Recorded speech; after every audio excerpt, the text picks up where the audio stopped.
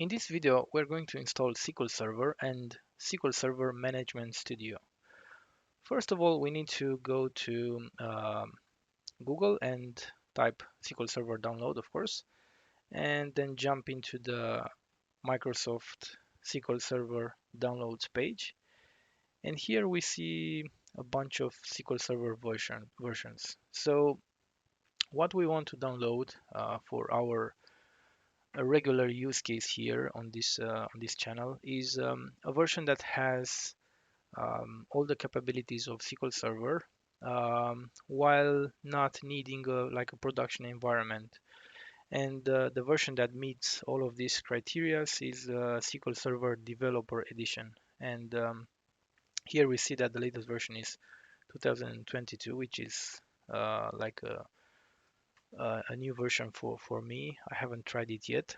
And notice we also have like a SQL Server Express Edition. This is like a trimmed version of SQL Server. It doesn't have all of the features of SQL Server. It has like the base features, but on the good side is that it can be used for production, but usually for like small or medium applications. So let's try to download this and run it. We'll go with yes. We'll go with yes. And what we want here is custom, but you can also go with basic. The reason I'm using the custom one is that I want to control where the files go and some other things. In this case, I'll go with the default.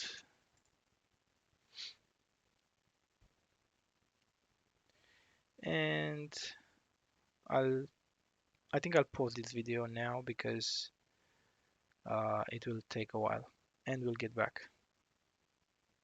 Okay, we're back, and it's almost done with extracting the files required for the install and all of the work that this does. Now we're actually starting and in this window we are going directly to the installation tab, and we want to choose from here that we want to install do a brand new SQL Server standalone installation.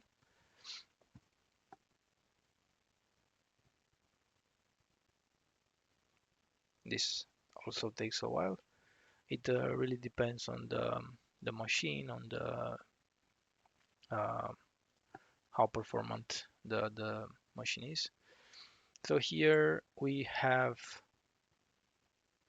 the developer by default. I'm not sure if you choose Express or Evaluation if the downloaded kit will include these versions, but for the moment, for this exercise, we'll go with Developer Edition. We want, of course, to accept everything. It's the only way. So I'll not check this box because usually it's not that performance friendly in time. Let's go next. Okay, this is like usual warning here. I guess it doesn't like that the firewall is on. Let's see what says here. Make sure the provided ports are open and see the rules. Okay, you can just ignore this. Okay, Azure extension. I don't think we need this. We can install it later. Now, selecting the features, we want the SQL Server engine, of course. This is like a useful feature, the SQL Server replication. Um, and that's about it. Like for basic installation, we don't want machine learning unless someone really wants it.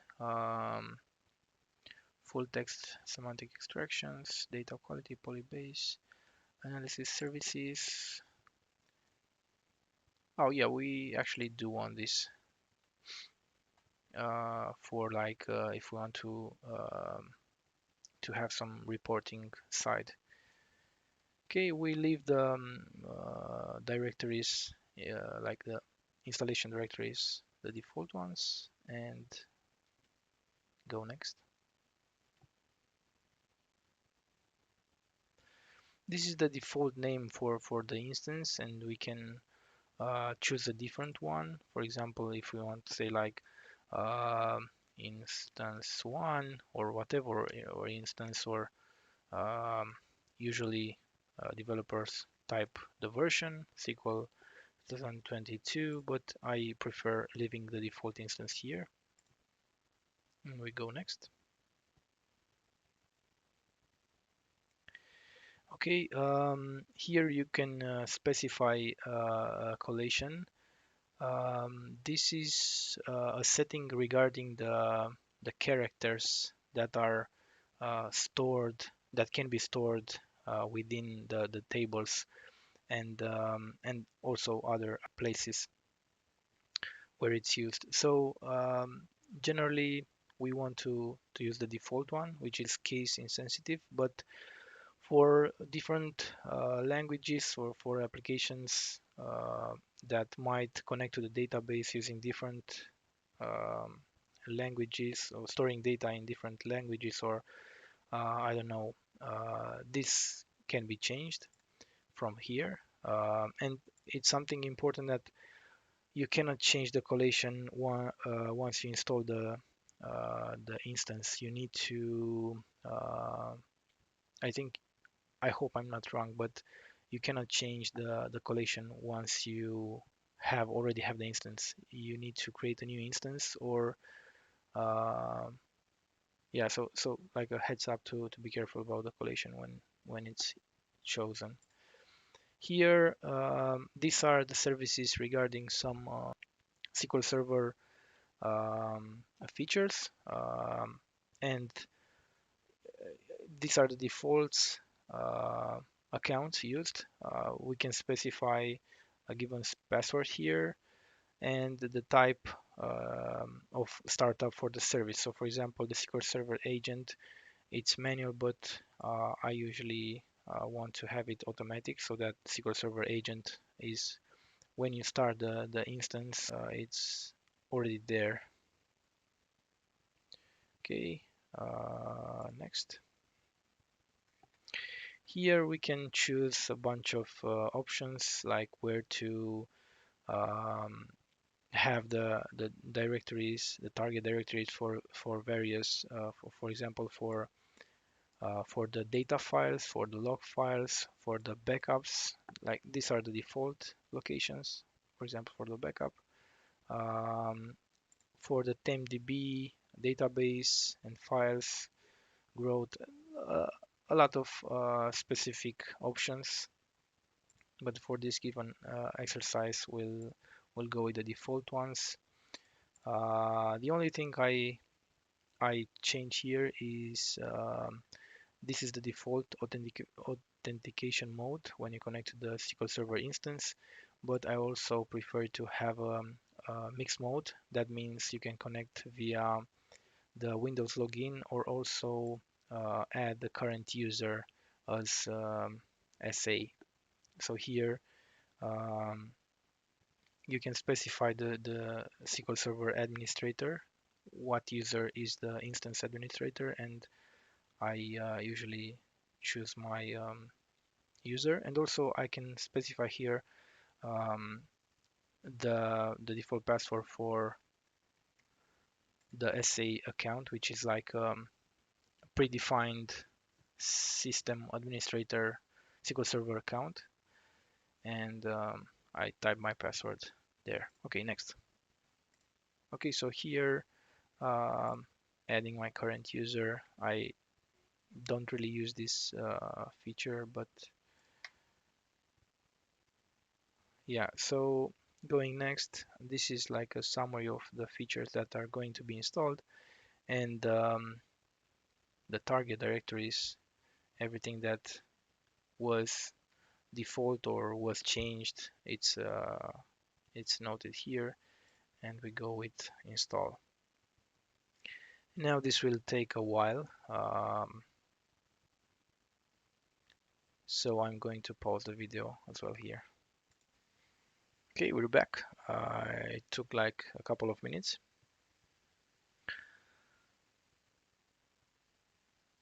Still running.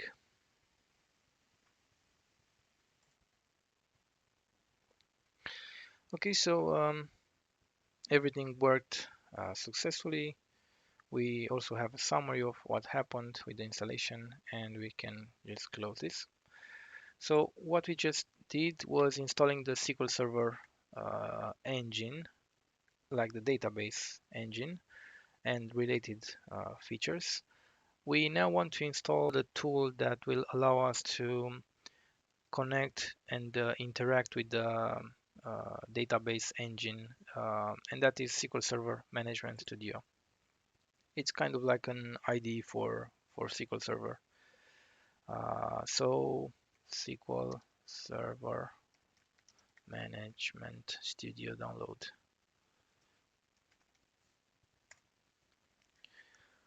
Okay, we want to go to the Microsoft site and choose a correct version for our needs.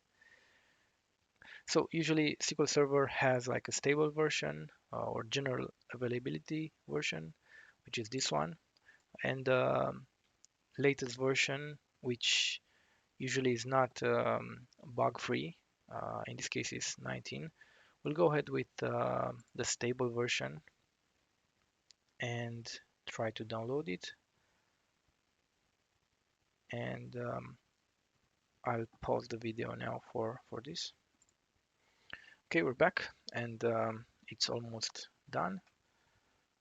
Yeah, let's try to do the actual install now. Okay, okay, so I'll go ahead with the restart, and we'll resume after that. Okay, so we're back, and we'll make another attempt to install SQL Server Management Studio.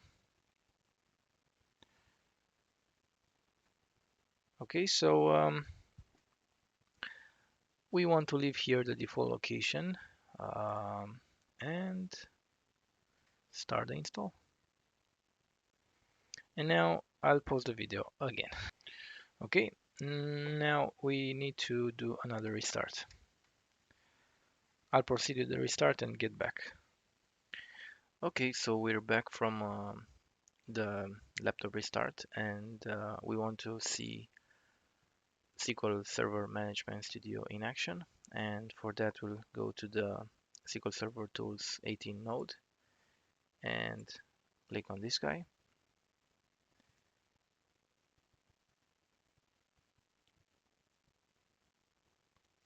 So the default method of authentication is by using the Windows authentication and using the Windows login.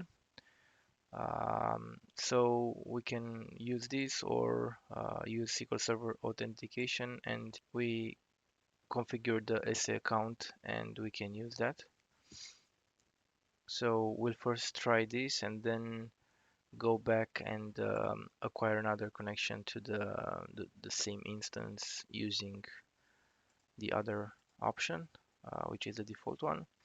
And also here we can use both this, which is the name of the machine, or local, that will work, or even a dot. So let's go with local. Okay, We see here that everything works fine. These are the SQL Server default or system databases, and we can try quickly a simple query to see that everything works fine. Let's see what version do we have installed.